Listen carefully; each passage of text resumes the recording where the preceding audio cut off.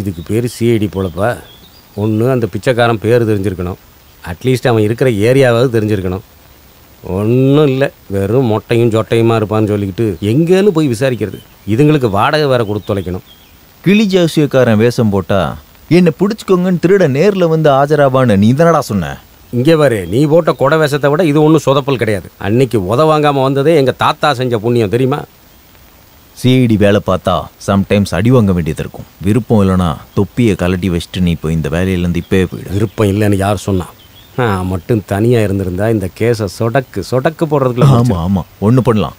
அந்த பக்கம் நீ உன் வழியில் விசாரி, நான் என் வழியில் விசாரிக்கிறேன். இதை முன்னாலே சொல்லியிருக்கலாம்ல, எனக்கு ஒன்றும் பிரச்சனை இல்லை. ஆனால் அதுக்கு முன்னாடி நான் உங்ககிட்ட ஒரு விஷயம் சொல்லணும். நாம் அந்த குண்டனை முத எங்கே வச்சு பார்த்தோம்? ரெஸ்டாரண்ட்டில். அங்கே தானே நாம் இந்த ஊரெல்லாம் சுற்றுறோமே, அதை விட்டுட்டு அந்த ரெஸ்டாரண்ட்டுக்கு மறுபடியும் போய் பார்க்கணும்னு தோணுச்சு உனக்கு? எஸ். இல்லை, இப்போ எனக்கு தோணியிருக்கு. நாம் உடனடியாக அந்த ரெஸ்டாரண்ட்டுக்கு போய் பார்க்கணும். நீ முதல்ல டாக்ஸி கூப்பிடு. உனக்கு அறிவு இல்லைங்கிறத நீ மறுபடியும் ப்ரூவ் பண்ணியிருக்க. இன்ன வரைக்கும் கிளி ஜோஷியம் பார்க்குறவங்க டாக்ஸி கூப்பிட்டு நீ பார்த்துருக்கியா? இல்லை. புரியுது. வா நம்ம பஸ்ஸில் போகலாம்.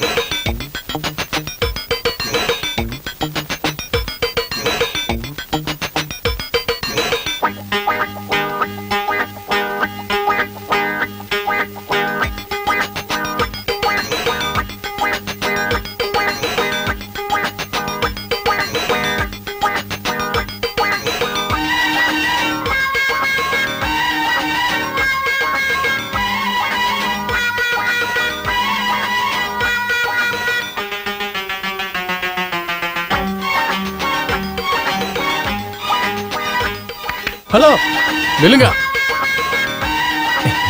என்ன சார் கை பார்க்கணுமா? எந்த ஊரா நீங்க?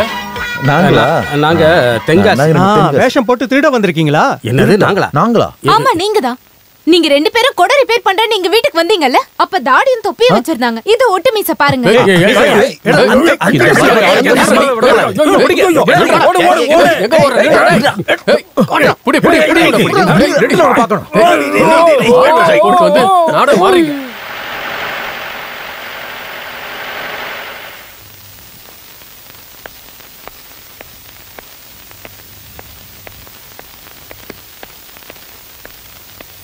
எங்க?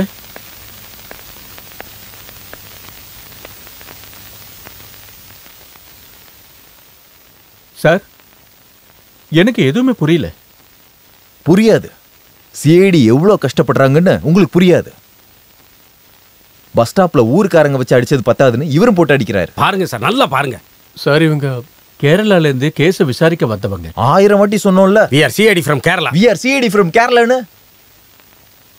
ஐ அம் சாரி சார். சிஐடி மேல கைய வச்ச இவங்க அத்தனை பேரையும் தூக்கி லாக்கப்ல வைங்க மிஸ்டர். அது என்னன்னா, வீட்டுக்கு வரும்போது முஸ்லிம் வேஷம், பஸ் ஸ்டாண்ட்ல கிளி ஜோசியம், யாரா இருந்தாலும் சந்தேகம் வரும்ல சார். ஓகே, நீங்க போலாம். ஆனா ஒருத்தரை அடிக்கிறதுக்கு உங்களுக்கு அதிகாரம் இல்லை. அதுக்காக தான் நாங்க இருக்கோம். போங்க சார். நீங்க என்னதான் சார் பண்றீங்க? முஸ்லிம் வேஷம், கிளி ஜோசியம், அதுல என்ன பிரச்சனை? நாங்க கேஸை க்ளோஸ் பண்ணா அது ஸ்டேட் போலீஸ்க்கு பிடிக்காதுன்னு எங்களுக்கு நல்லா தெரியும். கேரளால கேஸ் இல்லாம நாங்க இல்ல, இங்க கெஞ்சினதுனால தான் வந்தோம். பிடிக்கலனா எங்களை விட்டுருங்க. எனக்கு எந்த பிரச்சனையே இல்லை. கொலகாரனோட பிளட் டெஸ்ட் என்னாச்சு? இது வரைக்கும் ரிசல்ட்டே காணோம்.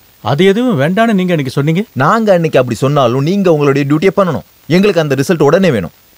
ஒரு டம்மியை கூட ரெடி பண்ண முடியாத உங்களெல்லாம். கம் ஆன் சார், என் ஜீப்ல போங்க. என்னது? ஜீப்லயே போலாம். எங்களுக்கு ஸ்டேட் போலீஸோட உதவி எங்களுக்கு தேவையில்லை. எஸ். கொடை ரெடி பண்ண போனப்போ அடி வாங்குற மாதிரி இருந்துச்சு, பட் வாங்கலை. ஆனால் கிளிஜி விஷயத்தில் நல்லா கொடுத்தாங்க. இனி வேற ஏதாவது ஐடியா இருந்தா சொல்லு. அடி வாங்கினதுல அந்த கிளியும் போயிடுச்சு. இல்லாட்டி அதை வச்சாவது பொழைச்சிருக்கலாம். உனக்கு ரொம்ப பொருத்தமா இருந்துச்சு அந்த வேஷம். என்ன என்ன பார்த்துட்டு இருக்க? ஒன்னதான்டா.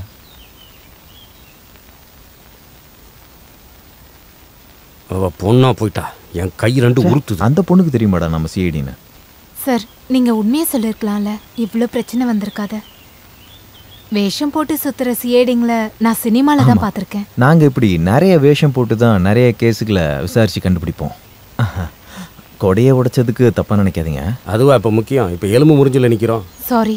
ஹே, அதெல்லாம் பரவாயில்ல. உங்களுடைய பஸ் வரலையா? பஸ் போயிடுச்சு. இன்னைக்கு டைம்க்கு வேலைக்கு போக முடியாது, அதான் வீட்டுக்கு திரும்பி போறேன். ஓ, எங்க ஒர்க் பண்றீங்க? பெரிய வேலைலாம் ஒன்றும் இல்லை, ஒரு டெக்ஸ்டைல் ஷாப்ல சேல்ஸ் கேர்லா இருக்கேன். உங்களுடைய பேர் என்ன? ஷோபா. நான் ராம்தாஸ். தாஸ், நம்ம வேலை கேஸ் விசாரிக்கிறது. டெக்ஸ்டைல் ஷாப் எங்க இருக்கு? ஆகாசம். அது நாங்க கேஸ் விசாரிக்க போறப்போ மெயின் ஆபீசர் கூட கான்ஸ்டபிள்ஸ் இருப்பாங்க. மற்ற விஷயங்களை பார்த்துக்க. நான் பிகாம் ஃபர்ஸ்ட் கிளாஸ். அப்புறம் மிஸ்டர் கான்ஸ்டபிள் காலேஜ் ஒழுங்கா போவதனால கான்ஸ்டபிள் ஆயிட்டாரு. கேரளாவில் தள்ளு வண்டியில காய்கறி வித்துக்கிட்டு இருந்தான். ஆமா ஆமா, ஞாபகம் இருக்கு. ஒரு கேஸ் விசாரிக்கும் போது அந்த மாதிரியான ஒரு வேஷம் போட வேண்டியது. ஒரு வழி பண்ணாம விட மாட்டேன்டா. அவர் ரொம்ப கோகாரர் போல இருக்கு. ஹே, அப்படிலாம் இல்ல.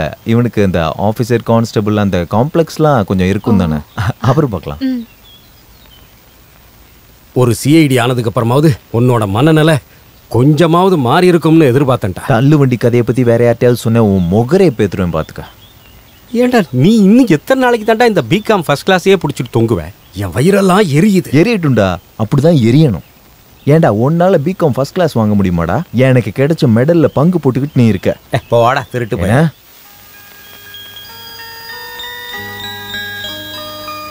Good evening.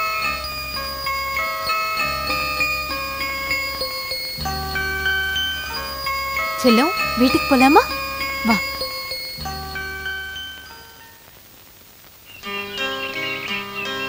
சோபா, நீ சொன்ன சிஐடி வராரு. அட, என்ன இந்த பக்கம்? வாங்க, உள்ள வாங்க. வாங்க. அழாத செல்லம். அன்னைக்கு கொடை சரி பண்ண வரப்போ குழந்தைய பார்க்கலையே. அவன் நர்சரியில இருந்தான். போலீஸ், மந்திரி, கலெக்டர் நிறைய பேரை நான் பார்த்திருக்கேன். ஆனா இப்பதான் ஒரு சிஐடிய உயிரோட முழுசா பாக்குறேன். நீங்க நிறைய திருட்டு பசங்களை அடிச்சிருக்கீங்களா? இன்னொருத்தரங்க எனக்கு அத நினைச்சா வருத்தமா இருக்கு. பரவாயில்ல விடுங்க. அன்னைக்கு நாங்க கொடையை உடைச்சிட்டோம். அதுக்கு பதிலா இந்த கொடையை வச்சு. அதெல்லாம் வேண்டாம். பரவாயில்ல, அது ஒரு பழைய கொடை தானே. நான் கிளம்புறேன். இருங்க, காஃபி குடிச்சிட்டு போலாம். வேண்டாம். ஏன், ஏழைங்க வீட்ல எதுவும் சாப்பிட மாட்டீங்களா? அப்படிலாம் இல்ல. அப்ப இருங்க, இதோ வந்துடுறேன். செல்லம்,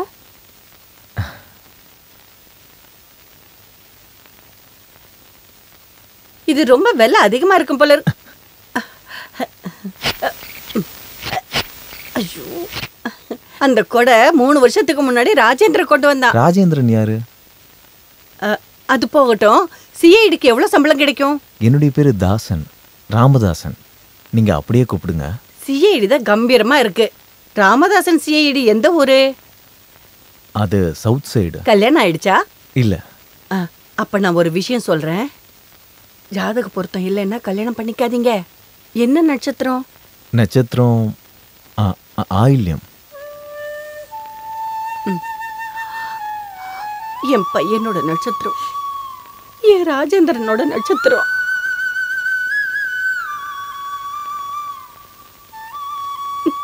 அந்த நட்சத்திரத்துல எந்த பிரச்சனையும் இல்லை. தென்காசி பக்கத்துல தான் ராஜனோட குழந்தை பிறந்துச்சு. அவனுக்கு தோஷம் இருக்குன்னு தெரியும். குழந்தை பிறந்த 6 மாசத்துல ராஜேந்திரன் எங்களை விட்டு போயிட்டான். இல்ல, இப்போ அதான் நடந்துருச்சுல்ல. ஷோபா உங்க பையனுடைய மனைவி தானே? இந்தாங்க. என்னாச்சுமா?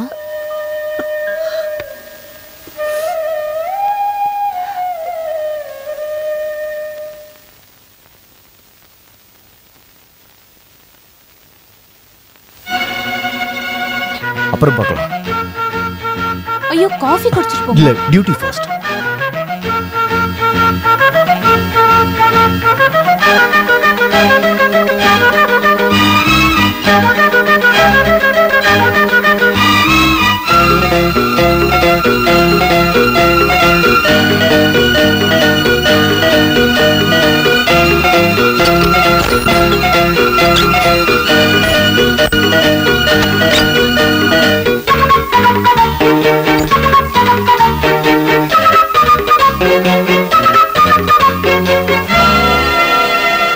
நேற்று ராத்திரியும் நான் முயற்சி பண்ணேன். ரொம்ப கவனமாக இருந்தால் தான் விஷயம் நடக்கும். மறுபடியும் முயற்சி பண்ணலாம். ஆமாம்மா, நம்ம விட்டு கொடுக்கவே கூடாது. யார் அது? சும்மா இந்த வழியில் போனங்க. இது வழி இல்லையே, அதனால தாங்க திருப்பி போகிறேன். அப்போ நேற்று ராத்திரி நம்மளை கொலை பண்ண முயற்சி பண்ணது அவனாத்தான் இருக்கணும். ஆமாம், ரொம்ப கவனமாக இருந்தால் தான் விஷயம் நடக்கும்னு அப்படி சொன்னான். அவன் நம்மளை பார்த்து பயப்படுறான்னு அர்த்தம். விட்டு கொடுக்கவே கூடாதுன்னு சொன்னான். விஜயா, நாமளும் எல்லாத்துக்கும் ரெடியாக இருக்கணும். அதை விட வேற வேலை? எப்படியோ இப்போ ஆள் கிடச்சிட்டான்ல. இனி எல்லா விஷயமும் ஈஸி தான். வேஷம் போடுற நேரம் வந்தாச்சு. இல்லை, ராத்திரி ஒரு நிமிஷம் கூட கண்ணை மூடல. இந்த பறவைக்கு உணர்வு சக்தி ரொம்ப அதிகமாக இருக்குன்னு நினைக்கிறேன். நான் சத்தம் போடாமல் ரொம்ப அமைதியாக தான் கிட்ட போனேன். இருந்தாலும் என்னுடைய அசைவுகளை வச்சு தப்பிச்சிருச்சு. அது புல்ஃபின்ச்னு தான் தெரியுமா? பார்க்க அப்படி தான் இருந்துச்சு. இந்த பறவைகள் எண்ணிக்கை 198 மட்டும்தான் இருக்குன்னு சொல்லியிருக்காங்க. அது தப்புன்னு நான் ப்ரூவ் பண்ணுறேன். எல்லா பேர்ட் ரிசர்ச்சருக்கும் இது நல்ல பதிலடியாக இருக்கும். கண்டிப்பாக. பறவைகளை ரிசர்ச் பண்ண நான் என் வீடு குடும்பத்தெல்லாம் விட்டுட்டு ராத்திரி பகலாக அலைஞ்சிக்கிட்டு இருக்கேன். எப்படியாச்சும் இந்த வருஷம் நான் சலீம் அவார்டு வாங்கினாதான் என் மனசு நிம்மதியாக இருக்கும். அவனுக்கு அவ்வளவு கூர்மையான அறிவு. 50 பேர் ஒன்றா போனாலும் அவங்கள அடித்து உடைக்கிற வலிமை அவன்கிட்ட இருக்கிறத பார்த்தேன். எறும்புகளை சுண்டி எறிகிற மாதிரி மனுஷங்களை கூறு போட்டுக்கிட்டு இருக்க ஒரு ராட்சசன். சமூகத்தில் நிறைய பேர் கூட பழக்கம் இருக்கிறதுனாலையும் தந்திரமாக கடத்தல் பண்ணுறவங்களுடைய உதவி இருக்கிறதுனாலையும் போலீஸோட ஒவ்வொரு அசைவையும் அவன் முன்னாடியே கணிக்கிறான். அப்படின்னா உடனே அவனை அரெஸ்ட் பண்ணுங்க. கூடாது, அவனை அடியோட புடுங்கி எறியறது தான் எங்களுடைய திட்டம். உடனே பிடிச்சிட்டா கூட இருக்கிறவங்கெல்லாம் தப்பிச்சிடுவாங்க. அரெஸ்ட் பண்ணி அடிச்சு குற்றத்தை ஒத்துக்க வச்சா ப்ரூஃப் இல்லாமல் கடைசியில் கோர்ட் அவனை சும்மா விட்டுரும். இங்கே அப்படி தானே நடந்துக்கிட்டு இருக்கு. எங்களோட வழி அது இல்லை, எங்களுடைய வழி தனித்துவமானது. நாங்கள் பிடிச்சா தப்பிக்கவே முடியாது. எங்களோட ஒவ்வொரு அசைவும் அறிவுபூர்வமாக தான் இருக்கும். இனி எங்களுக்கு எல்லா முன்னேற்பாடுகளும் பண்ணணும். கார், வெடிகுண்டு, சிட்டியில் எல்லா போலீஸ் ஸ்டேஷனையும் கனெக்ட் பண்ணி வச்சிருக்க ஒரு வயர்லெஸ் வசதி. உடனடியாக எங்களுக்கு தேவை 10,000 ரூபா பணம். 10,000 ரூபாயா? ஏன் பயமா இருக்கா? ஒருவேளை ஒரு கார் சேசிங், இல்லை ஒருவேளை வில்லனுங்க தங்கி இருக்கிற 5 ஸ்டார் ஹோட்டல், அங்கே நாங்கள் தங்கணும், சாப்பிடணும். இதெல்லாம் காசு இல்லாமல் நடக்குமா? இந்த கேஸை க்ளோஸ் பண்ண ரொம்பவே செலவாகும்.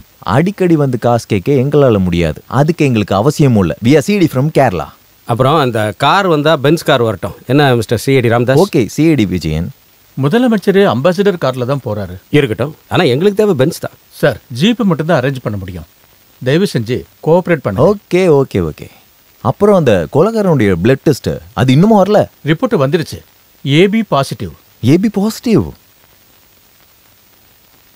ஓ, நம்மளோடது ஏபி பாசிட்டிவ். அப்ப கண்டுபிடிக்கிறது ரொம்ப ஈஸி. தங்கத்தை பத்திக்க வச்ச கண்டுபிடிக்கிற மிஷின் இருக்குல்ல, எங்களுக்கு அதுவும் வேணும். போலீஸ் ஸ்குவாட் எப்பயுமே ரெடியா இருக்கணும்.